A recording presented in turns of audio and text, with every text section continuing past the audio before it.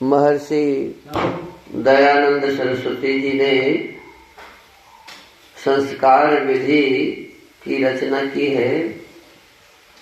पूर्व हमारे जो ऋषियों ने संस्कार को लिखा है तो सभी संस्कार को एक जगह एकत्रित किया है, 16 संस्कार। तो इसी का नाम संस्कार विधि है। संस्कार विधि का प्रारंभ ईश्वर स्तुति प्रार्थना उपासना के मंत्रों से होता है। तो उसमें आज 5वें मंत्रों का हम सभी स्वाध्याय करेंगे। ओम येन द्योरुग्रा पृथिवी च दृढ़ा येन स्वस्तभितं येन नाकः यो अंतरिक्षे रजसो विमानः तस्मै देवाय हविषा विधेम।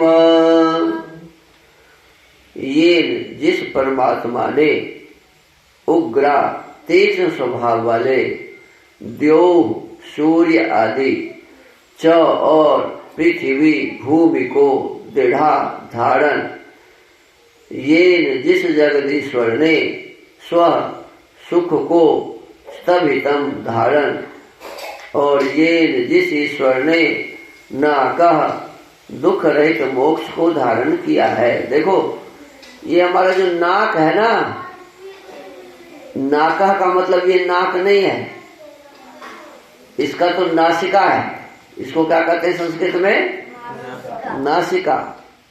लेकिन ये नाकः जो शब्द यहाँ आया इसका क्या अर्थ है? तो कहते हैं नासिका, नाकः शब्द का अर्थ है दुख रहित मोक्ष। नाकः क्या अर्थ है जी? दुख रहित मोक्ष। उसी को स्वर्ग भी कहते हैं। क्या कहते हैं? तो नाकः माने स्वर्ग, जहां दुख नहीं है ऐसा स्थान तो वो कहाँ है? मोक्ष है। तो दुख रहित मोक्ष को धारण किया है। यह जो अंतरिक्षे आकाश में रजसः सब लोक लोकांतरों को, विमानः विशेष मान युक्त अर्थात जैसे आकाश में पक्षी उड़ते हैं वैसे सब लोकों को निर्माण करता और भ्रमण कराता है। हम लोग उस कसमयी सुखदायक देवाय कामना करने के योग्य परब्रह्म की प्राप्ति के लिए हविषा सब सामर्थ्य से विधेम विशेष भक्ति करें।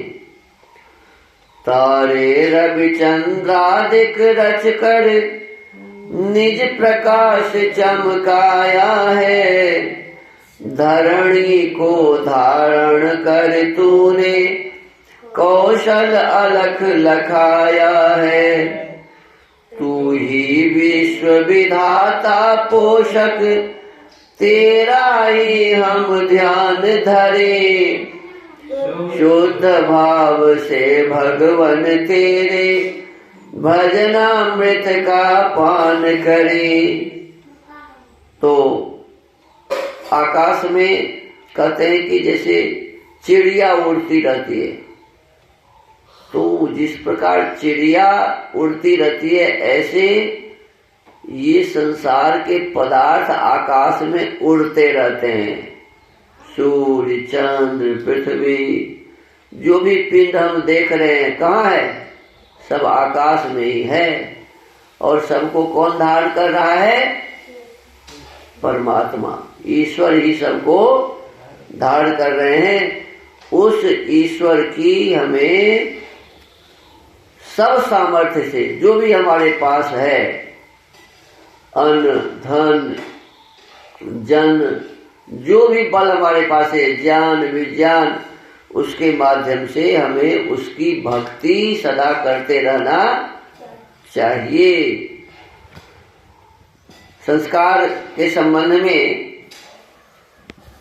आज इसमें कहा कि प्रत्येक वस्तु कम से कम बाधा न्यूनतम प्रतिरोध के नियम को चुनती है।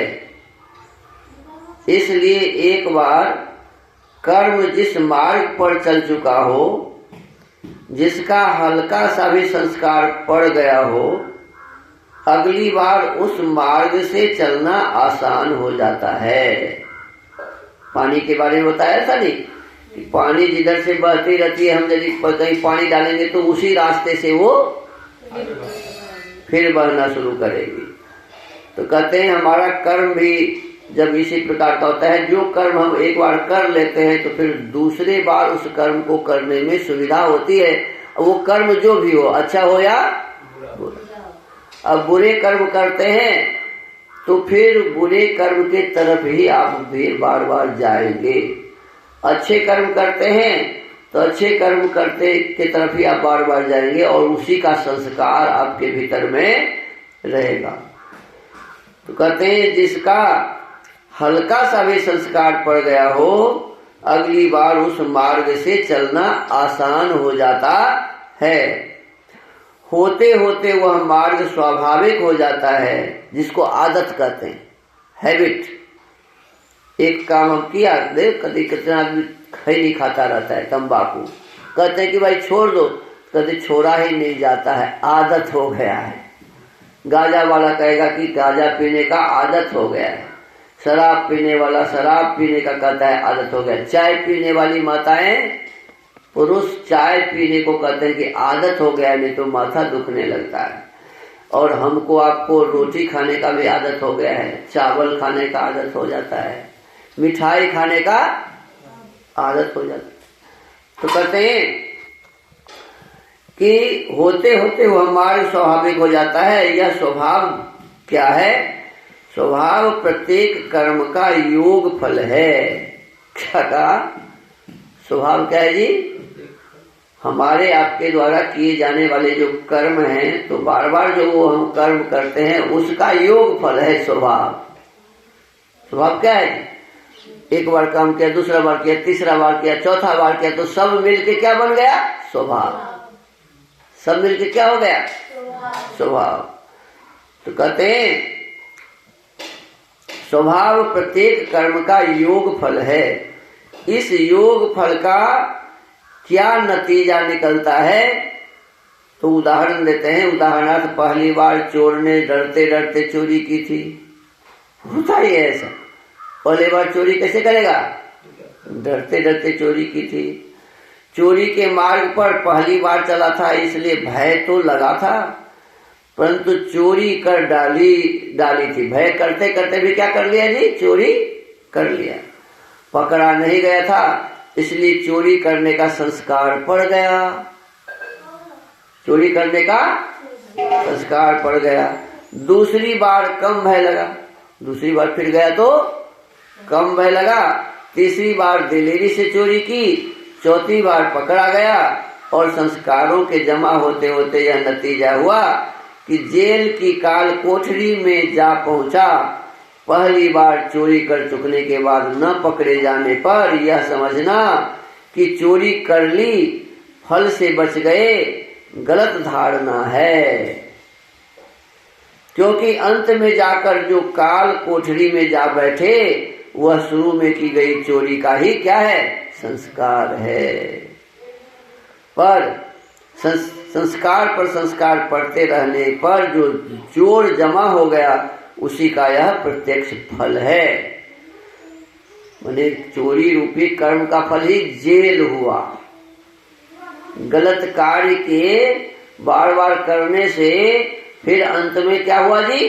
जेल मिला। तो जेल किसका योग फल हुआ? चोरी का योग फल, गलत काम का योग फल। तो फिर ये संस्कार रहते कहाँ हैं? अब बार बार काम ऐसा करने से कहाँ रहता है हमारे इस शरीर में? कहते हम ऊपर कहा है कि भौतिकवाद के अनुसार बाह्य संवेदनों, एक्सटर्नल इंप्रेशंस या हमारे कर्मों की निशानी, उनकी रेखा, उनका आलेखन मस्तिष्क पर पड़ता रहता है, जिससे मस्तिष्क के ग्रे मैटर में परिवर्तन होता रहता है। परंतु जो लोग पुनर्जन्म को मानने वाले हैं उनसे प्रश्न हो सकता है कि मरने के बाद ग्रे मैटर या मस्तिष्क तो भस्म हो जाता है, ये दिमाग तो जला दिए जाते हैं, फिर उन संस्कारों का निवास कहाँ रहता है जिन्हें हम कहते हैं कि आत्मा उन्हें जन्म जन्मांतर तक लिए फिरता है। तो आज इस संस्कार विधि के स्वाध्याय के क्रम को यहाँ विराम देते हैं। अगले दिन हम लोग स्वाध्याय करेंगे कि हमारे इस शरीर के किस भाग में संस्कार जमा होते रहते हैं।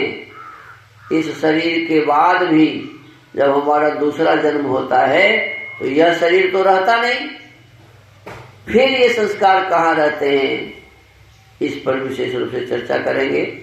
तो आज के इस संस्कार विधि के स्वाध्याय के क्रम को विराम देते हैं। ओम।